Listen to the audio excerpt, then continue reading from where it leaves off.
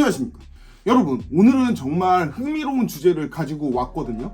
바로 경제학자들이 자주 틀리는데도 불구하고 아직도 영향력이 있는 이유에 대해서 한번 이야기를 해보려고 해요.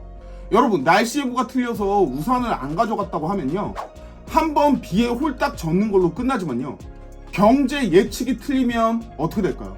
2008년 금융위기 때처럼 전 세계가 다 휘청거리겠죠. 근데 재밌는 건 뭔지 아세요? 기상청은 비 예보 한 번 틀리면 SNS에 난리가 나지만요, 경제학자들이 불황 예측을 잘못해도요, 계속 TV에 나와서 전문가 행세를 하죠. 이게 말이 되나요, 여러분? 자, 오늘은 이러한 아이러니한 현상에 대해서 한번 파헤쳐 보도록 하겠습니다.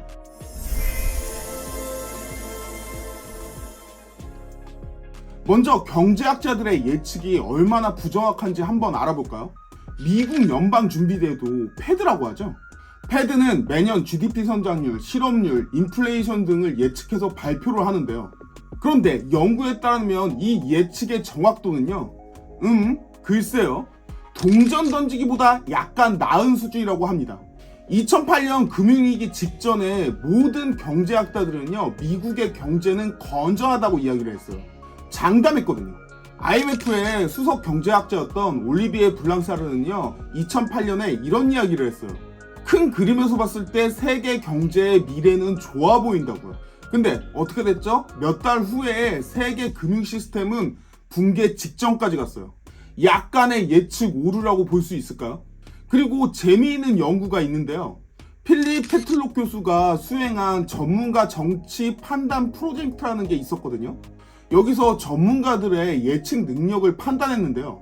결과는요, 대부분의 전문가들이 무작위 추측보다 약간 나은 수준이었고요. 특히 자신감이 넘치는 전문가일수록 예측의 정확도는 낮았어요. 내가 확실히 장담하건대 이런 예측을 하는 경제 전문가의 이야기를 들으시면요, 그냥 반대로 투자하시는 게 나을 수도 있어요. 수익률이 더 높을지도 모릅니다.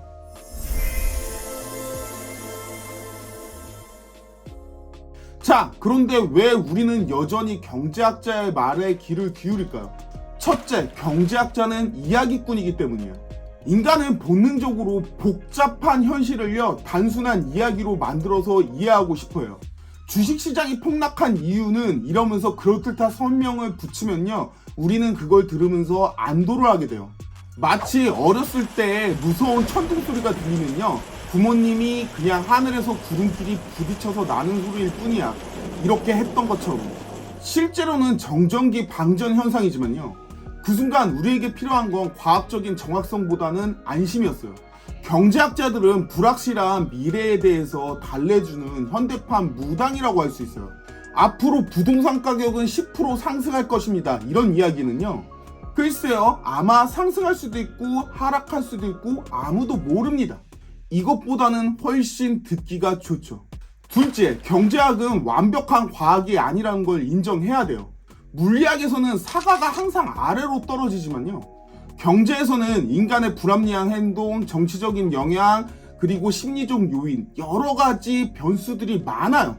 그러니까 맞추기가 힘든 거죠. 제가 어저께 점심으로 뭘 먹었는지도 예측하기가 힘든 게 현실이거든요. 갑자기 떡볶이가 먹고 싶어졌을 수도 있고요, 돈가스가 먹고 싶어졌을 수도 있는 거죠. 근데 하물며 75억 명이 참여하는 글로벌 경제를 예측하라고요? 그건 좀... 셋째, 경제학자들은 틀려도 항상 그럴듯한 변명거리가 있어요. 다른 모든 조건이 동일하다면 이라는 전제를 깔아두죠. 물론 현실에서 다른 모든 조건이 동일한 경우는 없어요. 경제학자들이 틀렸을 때 하는 명언이 있거든요. 제 예측은 정확했습니다. 다만 현실이 제 모델을 따르지 않았을 뿐이죠.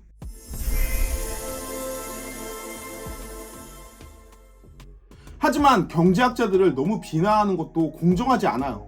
그들이 정말 가치 있는 일을 하는 경우도 있어요. 첫째, 경제학자들은 정확한 예측보다는 사고의 틀을 제공해줘요.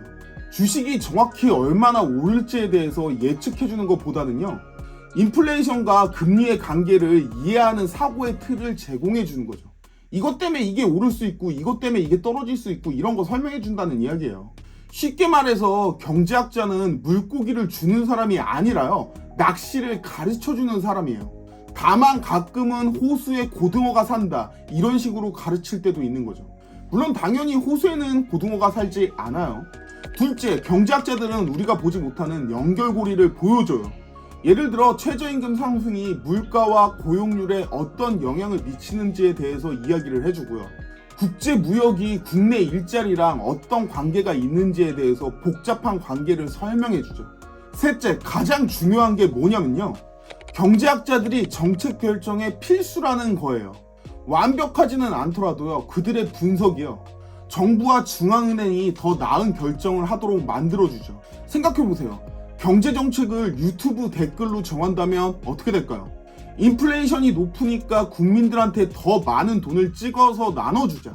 이런 의견이 정책이 될 수도 있는 거죠.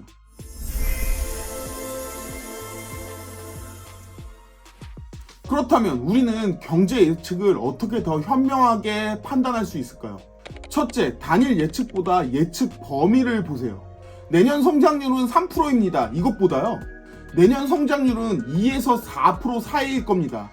이게 더 정확한 예측이에요. 둘째, 자신감 넘치는 전문가는 조심하세요. 앞서 말했듯이 확신에 찬 노조로 이야기하는 전문가들을 오히려 더 조심해야 돼요. 이건 100% 확실합니다. 이렇게 이야기하는 전문가가 있다면요.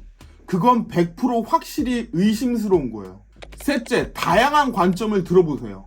한 명의 전문가의 이야기를 듣는 것보다요. 여러 사람들의 이야기를 종합하는 게 더 유리해요. 마치 여러분이 건강 문제로 병원을 갔을 때요. 심각한 수술이 필요하다고 하면 다른 병원에 가서 물어보기도 하잖아요. 같은 원리예요. 넷째, 과거 예측의 정확도를 체크하세요. 예측을 잘 맞춘 전문가의 말에 가치를 더 주는 게 현명해요. 날씨 앱도 정확도에 따라서 선택하지 않나요?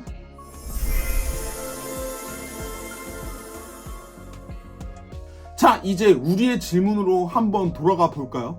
경제학자들의 예측이 저렇게 많이 틀리는데도 왜 여전히 아직도 저런 영향력을 갖고 있을까요? 그들은 불완전하지만요. 복잡한 경제 현상을 이해하는 데 도움을 주기 때문이에요. 경제학자들의 가치는요.